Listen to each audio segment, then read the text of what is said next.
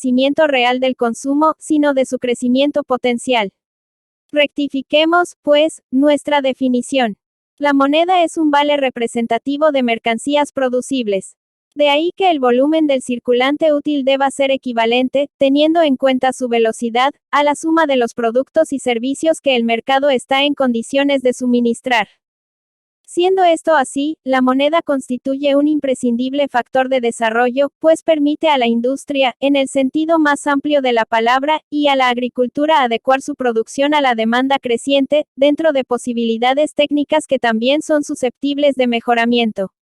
La Alemania nacionalsocialista no procedió de otro modo al multiplicar su circulante por 7 en 11 años, lo que permitió mejorar increíblemente el nivel de vida de la población y realizar el esfuerzo de guerra que se sabe.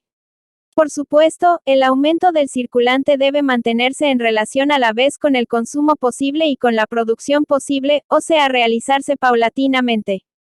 La insuficiencia de moneda crea el estancamiento y la recesión. El exceso de moneda provoca la inflación, vale decir, el alza de los precios y la consiguiente reducción del volumen real del circulante, de la que nacen también el estancamiento y la recesión.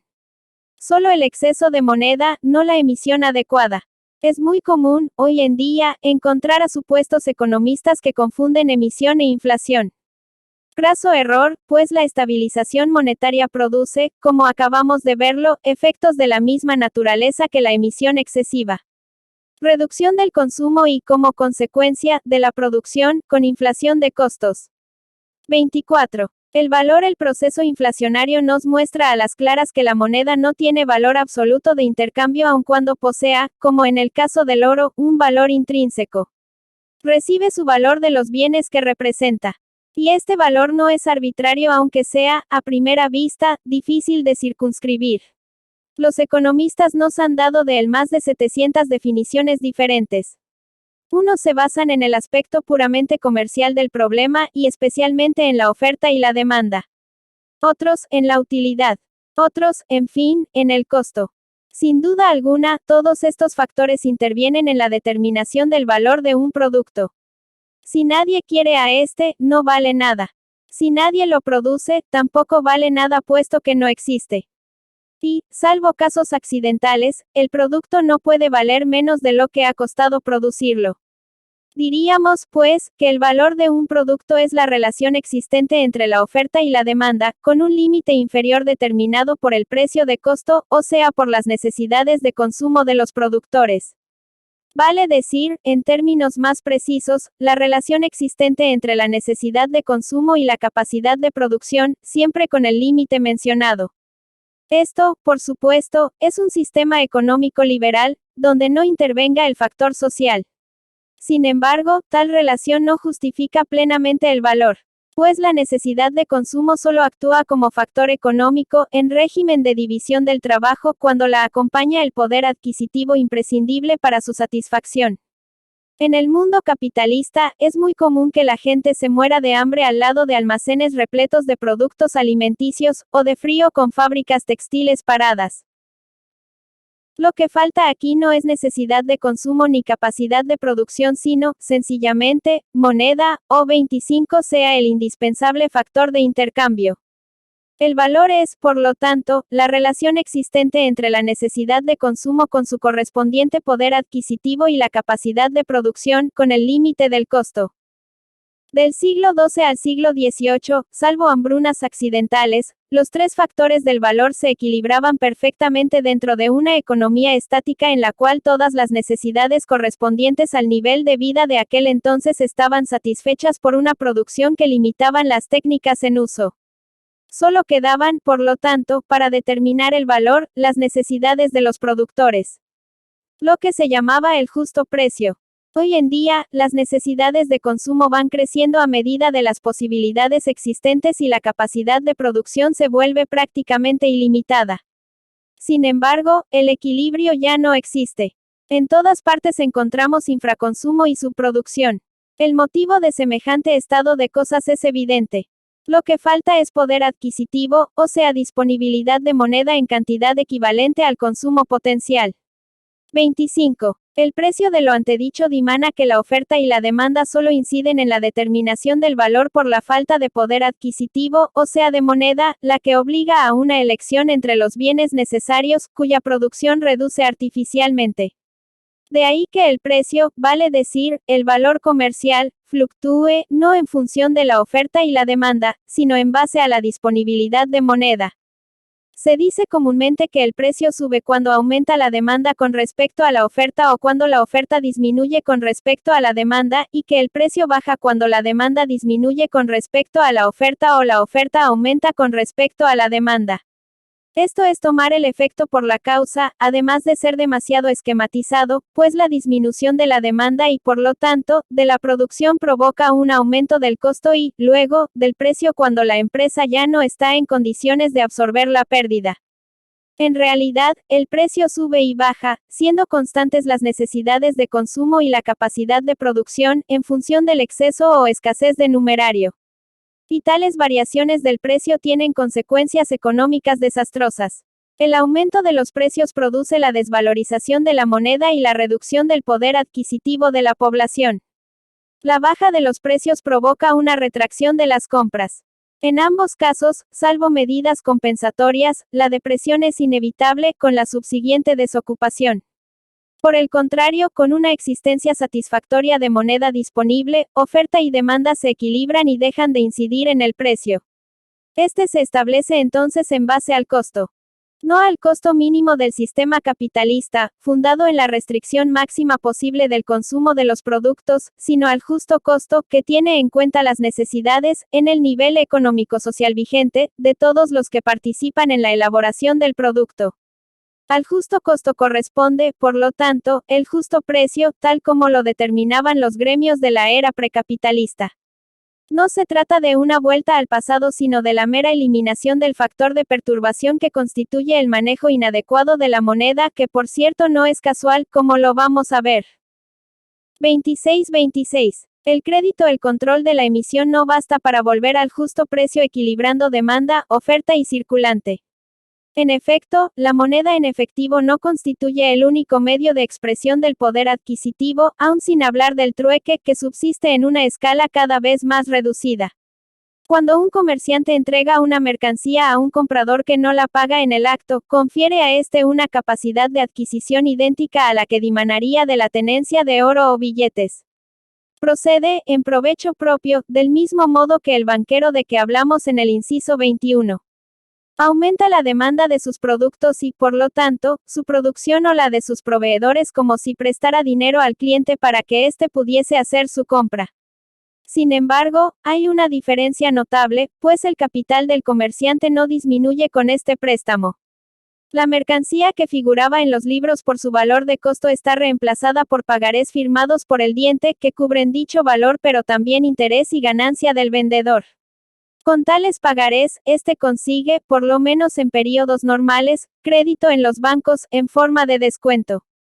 Existen, por supuesto, muchas otras maneras de obtener dinero prestado con las garantías más diversas.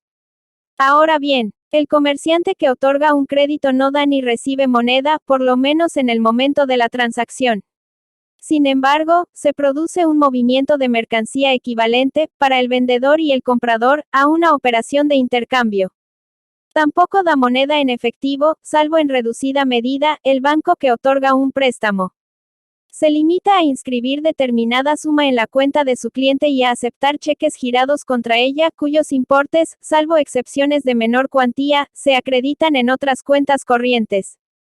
Se reproduce lo que aconteció con los banqueros que emitían varios certificados por la misma cantidad de oro. Nadie, o casi nadie, retira dinero en efectivo por los cheques que recibe, como nadie, o casi nadie, retiraba oro por sus cartas de cambio. A través del clearing bancario, extracciones y depósitos de cheques y pagarés se compensan y la moneda circula, cumpliendo su función económica, sin intervención de numerario. Por eso se ha podido muy acertadamente considerar el crédito como emisión de una moneda de lapicera equivalente, en sus efectos, a la moneda materializada. Pasa con ella como con el famoso billete falso de los tratados de economía. Un individuo lo encuentra en la calle, paga con él una deuda pendiente a un segundo, que paga a un tercero, etc. Hasta que el billete vuelve, también en pago de una suma debida, al primero, que lo extravía en la calle.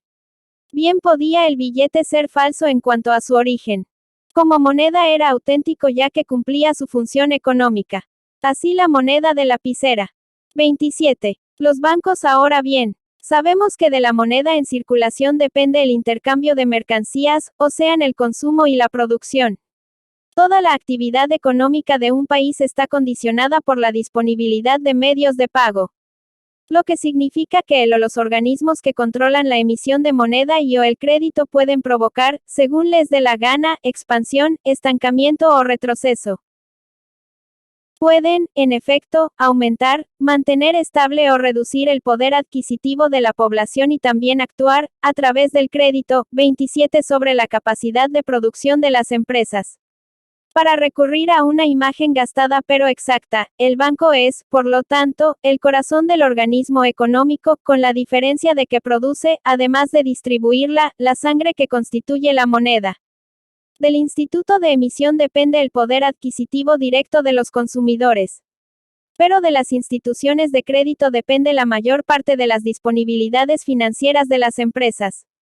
Técnicamente, los bancos están, por lo tanto, en condiciones de reducir a casi nada la capacidad de compra del público y la producción del campo y la industria.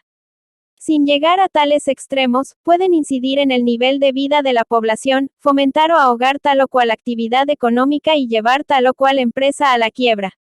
Estando la emisión de circulante y de moneda de lapicera en manos de bancos privados, no es exagerado decir que la comunidad padece la más absoluta de las tiranías. En efecto, la vida política de un país depende del Estado y éste no puede desempeñar su función sin recursos financieros que provienen del impuesto o de la emisión. Controlando la actividad económica, los bancos actúan indirectamente sobre la recaudación. Controlando el volumen del circulante, actúan directamente sobre el presupuesto, y esto sin hablar de la deuda que contrae el Estado por cada billete que el banco emite sin que le cueste más que el precio del papel impreso.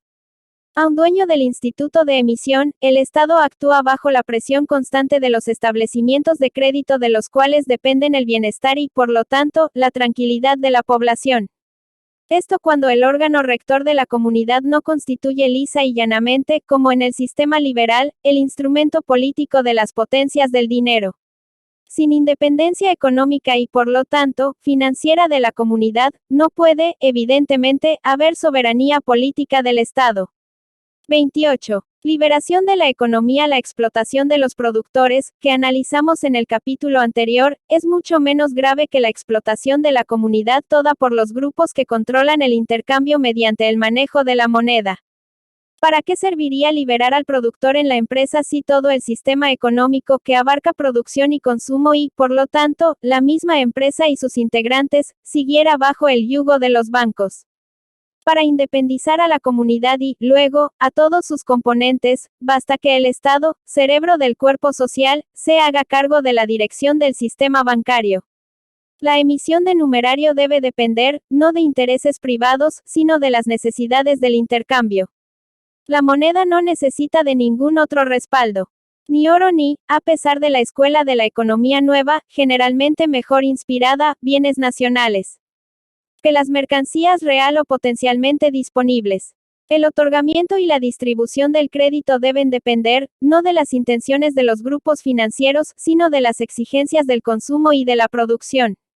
Dicho con otras palabras, corresponde al Estado asegurarse de que el dinero, moneda y crédito circule en cantidad adecuada para que las necesidades de los consumidores sean satisfechas en toda la medida de la disponibilidad real y potencial de mercancías y servicios y para que la producción se desarrolle mediante la actualización de todas las posibilidades existentes hasta responder plenamente al consumo potencial.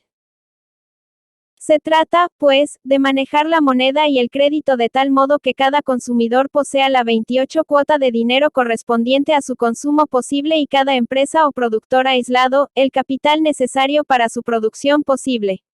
Así la moneda se limitará a su papel de medio de intercambio, al servicio de la economía comunitaria. Tal sistema no solamente restaura el orden económico natural y libera a la comunidad de la opresión que padece por parte de las actuales potencias del dinero, sino que simplifica además en forma considerable el manejo estatal de las finanzas. Pues no tendría sentido que el Estado siguiera retirando de la circulación, en forma de impuestos, parte del dinero emitido en función de las necesidades del consumo y la producción. Tal procedimiento era lógico con la moneda mercancía y la moneda fiduciaria realmente respaldada por un encaje metálico. Pero, con la moneda comunitaria, constituiría una complicación disparatada. Los gastos de los presupuestos públicos son pagos del consumo de bienes y servicios por parte de la comunidad y sus colectividades internas. Es natural que se cubran mediante emisión de la moneda correspondiente, siempre dentro de las posibilidades que ofrece la situación económica. Y el presupuesto debe abarcar, como lo veremos en el capítulo siguiente, la mayor cantidad posible de servicios colectivos, o sea de aquellos que la población necesita como base de su vida social. 29 de abril. La distribución 29. La distribución de subsistencia a la moneda, acabamos de verlo, es simple medio destinado a facilitar y regular el intercambio de mercancías, o sea la repartición de los productos entre los consumidores. Como lo han demostrado nuestros análisis anteriores, esta distribución debe hacerse en base a las necesidades de cada uno. Y, ya que la producción exige un esfuerzo, es lógico que cada individuo o grupo contribuya con su trabajo al suministro de bienes y servicios, en la medida de sus posibilidades y dentro de los límites de las necesidades.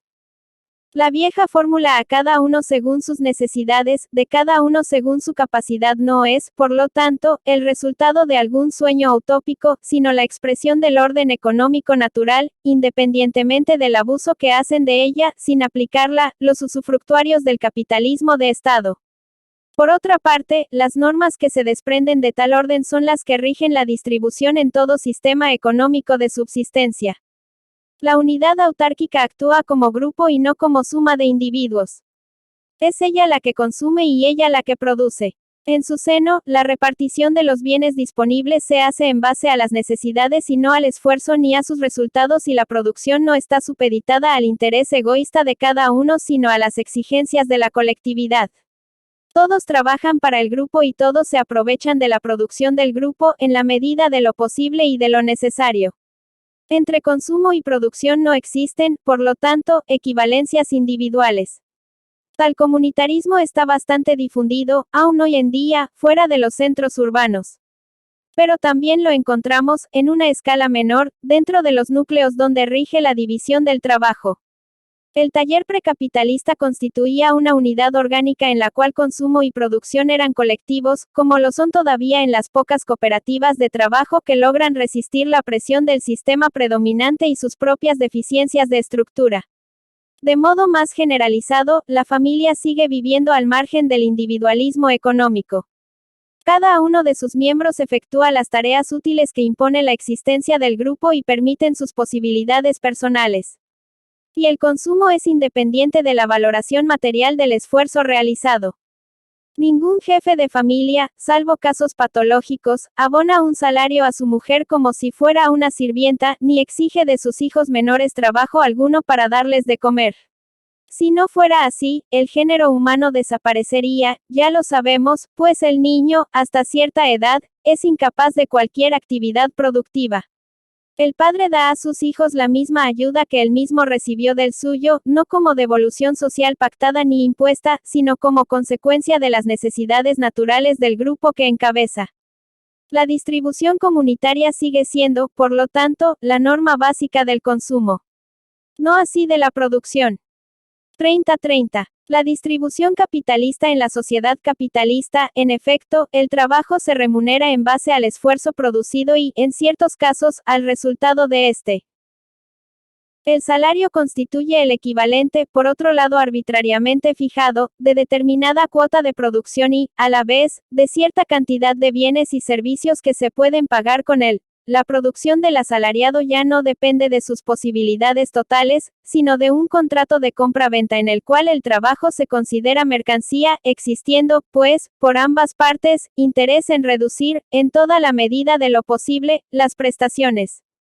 El consumo ya no depende de las necesidades del individuo ni menos de las del grupo familiar que éste normalmente mantiene, sino de las condiciones del mercado de mano de obra. No solamente el consumo depende de la producción individual, sino que se introduce entre los términos del intercambio económico un factor extraño que falsea su compensación. Pues el capitalismo no da al productor la totalidad del fruto de su esfuerzo. Retiene la plusvalía, que consume o capitaliza. Por otra parte, la distribución de los bienes producidos en la sociedad industrial depende de un proceso complejo y sometido a las normas capitalistas.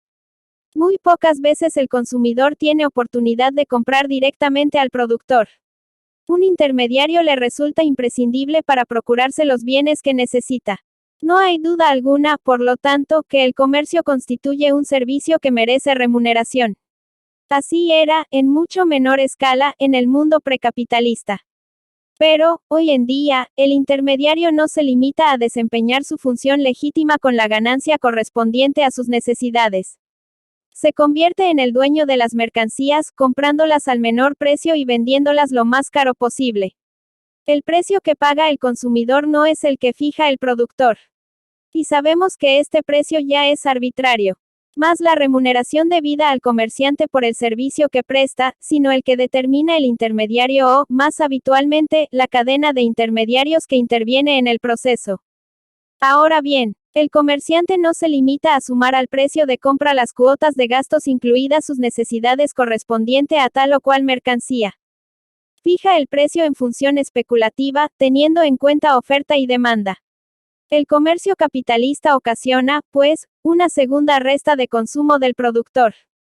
En definitiva, este solo dispone de una fracción variable, más siempre reducida, del valor real de su trabajo, manteniendo con el resto a elementos parasitarios que no participan en la actividad económica productiva ni prestan a la comunidad servicios que justifiquen sus ganancias. 31. La capacidad de producción, cualquiera sea el régimen económico imperante, la distribución de los bienes, depende evidentemente, en primer lugar, de su producción. Pues no se puede repartir lo que no existe. Lo paradójico e inadmisible es que la producción esté trabada, como acontece en el mundo capitalista, por el sistema de distribución vigente. Para un observador extraño a nuestro planeta o a nuestro tiempo, resultaría incomprensible que una capacidad de producción cada vez mayor coincidiera con un retroceso relativo del consumo. Sin embargo, así es. En la sociedad precapitalista, el hombre no disponía, para producir, de 31 mucho más que de la fuerza de sus brazos, apenas aumentada por el empleo de algunos animales domésticos y, en casos muy limitados, por la energía del viento o de los ríos. Ahora bien, salvo hambrunas accidentales provocadas por las dificultades de transporte o, más ocasionalmente, por la guerra, nadie carecía entonces de los bienes necesarios para su vida y realización personal. No faltaban ni alimentos, ni vestimenta, ni vivienda. Tampoco faltaba trabajo y la desocupación era una lacra social desconocida. Dicho con otras palabras, producción y consumo se equilibraban mediante una distribución comunitaria. Con la industrialización, la capacidad de producción del hombre aumenta progresiva y vertiginosamente. Ya al final del siglo XVIII, la aplicación de la máquina de vapor al telar artesanal multiplica por 125 las posibilidades del obrero textil. El maquinismo invade todos los campos de la actividad económica. La electricidad permite poner la fuerza motriz a disposición de un número cada vez mayor de empresas. La racionalización se impone como consecuencia de la Primera Guerra Mundial. La automatización gana terreno después de la Segunda.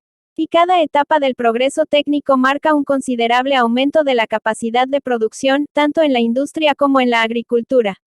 En el mundo entero, el hombre dispone, hoy en día, en promedio, de una energía mecanizada 20 o 30 veces superior a la de sus brazos.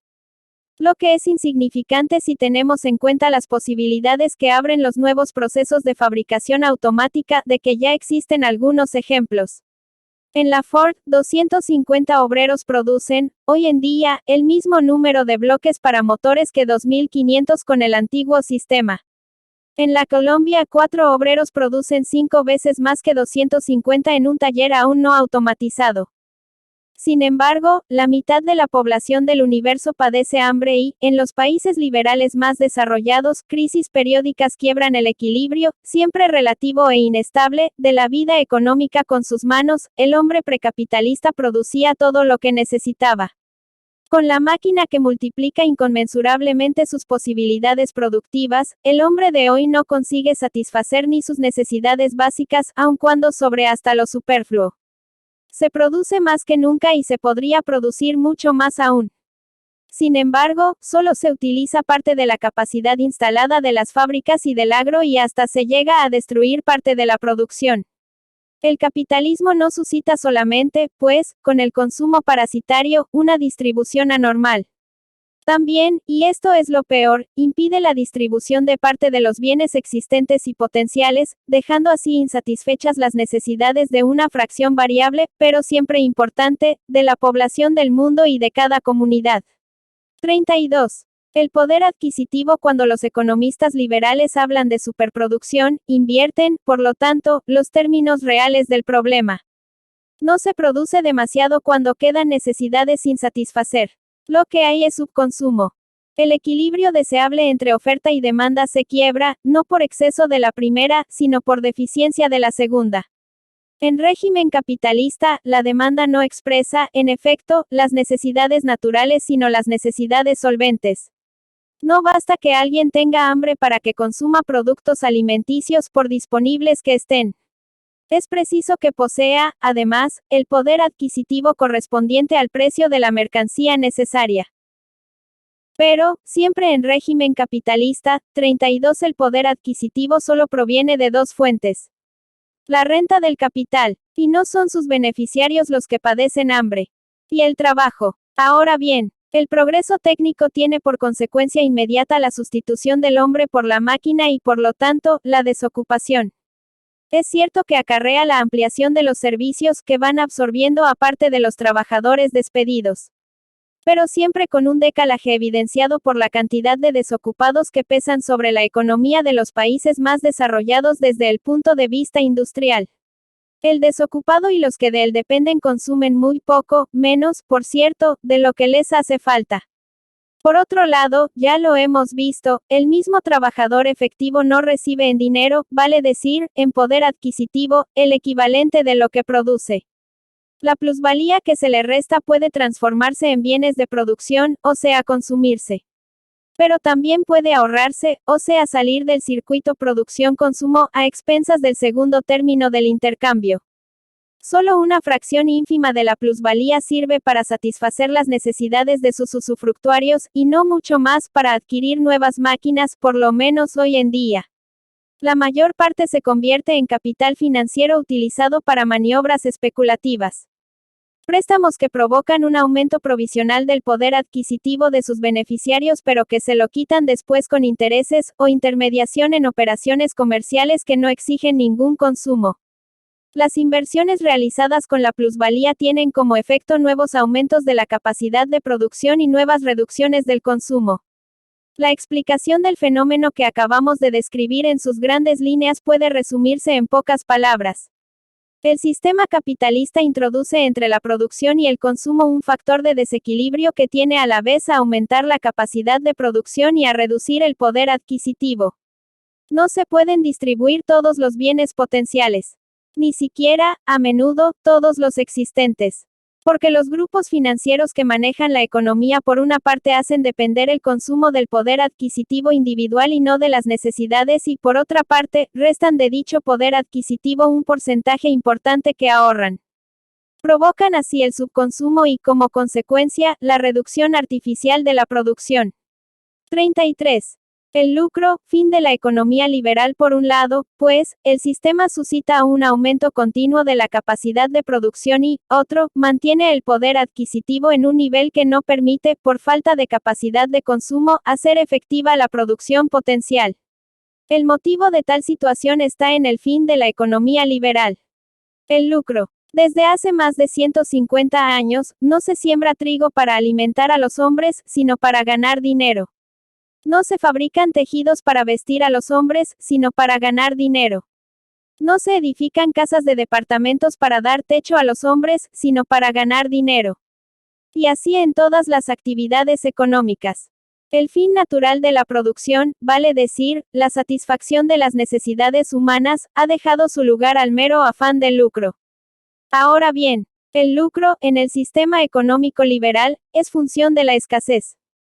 Cuando falta un producto necesario, la demanda supera a la oferta y los precios suben sin que se modifique el costo. Y con los precios aumenta el lucro. Entonces, se modernizan y multiplican las fábricas. O los sembrados. Para aprovecharse mejor de los altos precios. Lo que tiene como consecuencias a la vez la abundancia, que hace bajar los 33 precios, y la desocupación, que reduce el poder adquisitivo y, por lo tanto, la demanda solvente. Vale decir, los dos factores de la llamada superproducción. Tal es la razón por la cual la escasez generalizada de períodos de postguerra, por ejemplo, constituye un extraordinario factor de progreso técnico y suscita una prosperidad económica sin par. La demanda provocada por las destrucciones es tal que se puede utilizar la capacidad de producción total de las fábricas existentes y de las que sea posible construir con los capitales disponibles, sin miedo a la superproducción. Lo cual produce el pleno empleo y, por escasez de mano de obra, altos salarios que se traducen en alto poder adquisitivo. Por lo contrario, los períodos de abundancia desembocan en la desocupación, la miseria y la crisis económica. No hace falta proseguir este análisis para comprobar dónde está la falla del sistema. En régimen liberal, producción y consumo están supeditados a un factor extraño al orden económico natural. El lucro, que necesita de la escasez para existir. Producción y distribución solo se realizan en la medida en que dan lucro. La satisfacción de las necesidades de consumo permanece extraña a todo el proceso. No se produce más para conseguir poder adquisitivo, ni menos aún para desempeñar una función social, sino para sacar provecho de la escasez que padecen los demás. No se consume más para vivir y realizarse, sino, inconscientemente, para suministrar a los amos de la economía el lucro al que aspiran. No puede haber, en este campo, peor aberración. 34. La organización de la escasez, siendo la escasez la condición del lucro y el lucro el único fin de la producción, es comprensible que la abundancia se considere el peor enemigo del sistema liberal y que se la combata por todos los medios y en todos los niveles.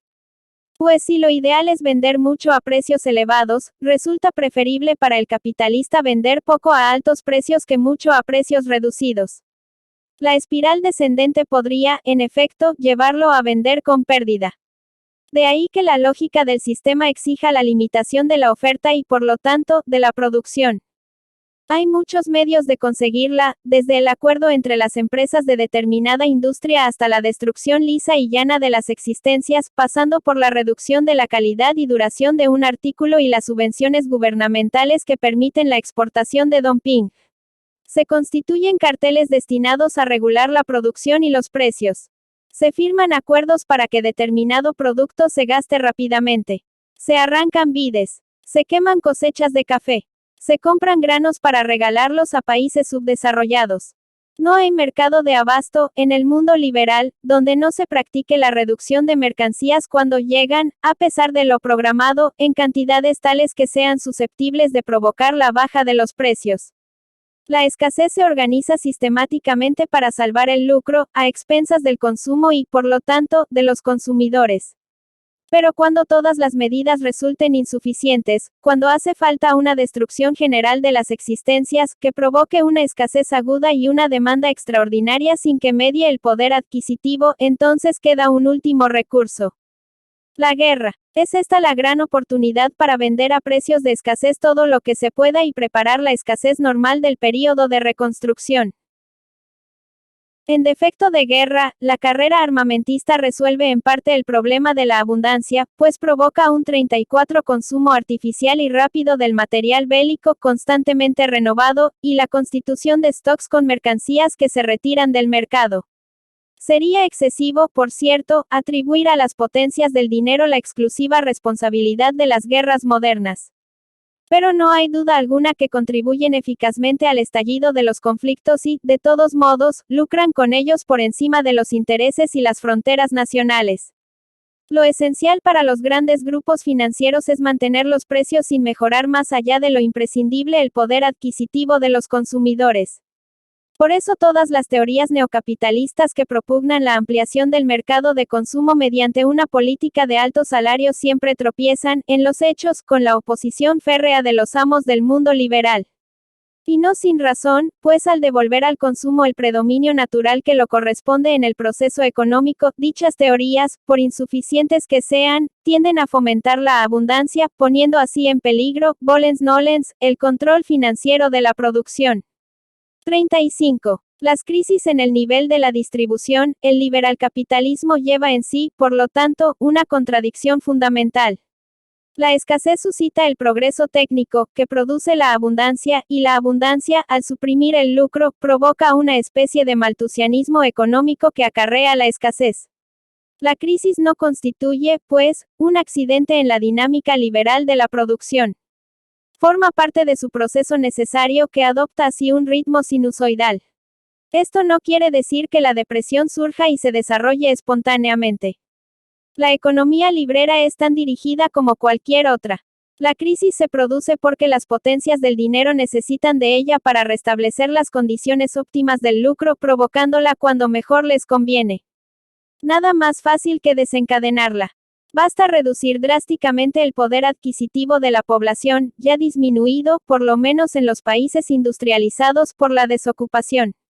Lo cual lo consiguen fácilmente los que poseen el control financiero de la economía, disminuyendo el circulante y restringiendo el crédito. El procedimiento resulta evidente cuando se observa el paralelismo de las curvas de producción, por un lado, y de circulación monetaria, por otro.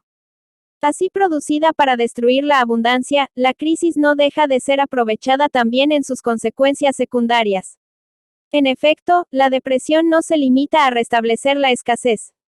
Provoca el endeudamiento de las empresas medianas y pequeñas, desprovistas de respaldo financiero propio, y el encarecimiento del dinero, el que desvía hacia préstamos usurarios capitales que normalmente se hubieran invertido en actividades productivas. Basta que los bancos y otros prestamistas se pongan de acuerdo para ejecutar las deudas, o reciban de sus amos la orden de hacerlo, para que se produzca en un lapso muy breve una considerable transferencia de bienes de producción. Las empresas financieramente débiles pasan a mano de los grupos que ya controlan las grandes empresas, especialmente en las industrias claves y en el gran comercio al por mayor. La crisis permite así, no solamente el despojo de productores y ahorristas, sino también la reconcentración financiera y, a menudo, técnica de los medios de producción descentralizados durante el período de relativa abundancia. También permite, mediante la 35 miseria generalizada, gobernar más fácilmente al pueblo con el brazo poderoso de la ley, manejado por el poder central de la riqueza bajo control de los dirigentes financieros, conforme reza el famoso manifiesto de los banqueros norteamericanos de 1929. Pues la depresión no afecta solamente a las empresas. Los particulares padecen sus consecuencias. En los Estados Unidos, durante los 7 años de la última crisis de preguerra, cambiaron de mano por ejecución aproximadamente 200.000 fábricas y 3.000 de comercios, pero también más de 5.000 de viviendas. 3. El sistema monetario del acordeón, como llama el Soma la alternancia de expansión y recesión que caracteriza a la economía liberal, constituye, pues, un poderoso medio de drenaje financiero, un eficaz procedimiento de desintegración social y también, no lo olvidemos, un inmejorable instrumento de colonización económica de las comunidades menos desarrolladas. En períodos de crisis, las naciones financieramente débiles se encuentran, en efecto, frente a las potencias más ricas, en la misma situación que las empresas débiles frente a sus competidoras fuertemente respaldadas por los manejadores del dinero. 36. La competencia no es